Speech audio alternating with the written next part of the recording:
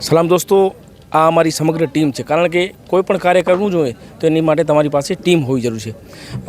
સૌથી પહેલે તો હું જે એ સખીદાતાઓનો આભાર માનીશ કે જેમને અમને દિલ ખોલીને દાન આપ્યું. કારણ કે આ ટુર્નામેન્ટ જ્યારે અમારે ચાલુ કરવી હતી અને રમાડવી હતી એના માટે અમારી પાસે પૂરતી રકમ નથી. પરંતુ જ્યારે અમે દાતાશ્રીઓ પાસે ગયા તો દાતાશ્રીઓ અમારા ધાર્યા કરતાં પણ વિશેષ અમને કહેતા કે તમે આટલા પૈસા લ્યો. કારણ કે જેટલે અંદાજો અમને નહોતો એથી વિશેષ લોકોએ દાન આપ્યું છે. એટલે અમે એમાં જિંદગીભર અમે ઋણી રહેશું.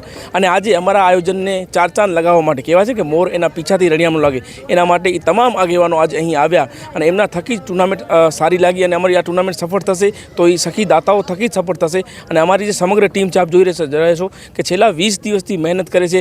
કચ્છના ખૂણે ખૂણે જઈને લોકોને આમંત્રિત આપે છે અને કચ્છના તમામ આગેવાનો આ ઓપનિંગ મેચમાં આવ્યા, ઉપસ્થિત રહ્યા. અને અમારું આયોજન કરવાનો મકસદ એક હતું કે જે શિફા હોસ્પિટલ ભુજમાં બની રહે છે, ભલે અહીંથી 60 કિલોમીટર દૂર છે, પરંતુ અમારું સપનું છે કે અમારી હોસ્પિટલ આપણી હોસ્પિટલ સારી બને. એ બાબતે એના માટે એના વિઝનથી અમે આ ટુર્નામેન્ટ રમાડી રહ્યા છીએ અને અમને લોકો દિલ ભરીને દાન આપી રહ્યા છે. હજી પણ આ વિડીયો જે પણ જોઈ રહ્યા અને કદાચ તમે અમારા સુધી ન પહોંચ્યા હો તો તમને કંઈ પણ દાન આપવું તો આવો, અમારા શિફા કપ ચાલુ છે અને રોજની 4 મેચો છે તો આપ આવો અને મેચ નિહાળો.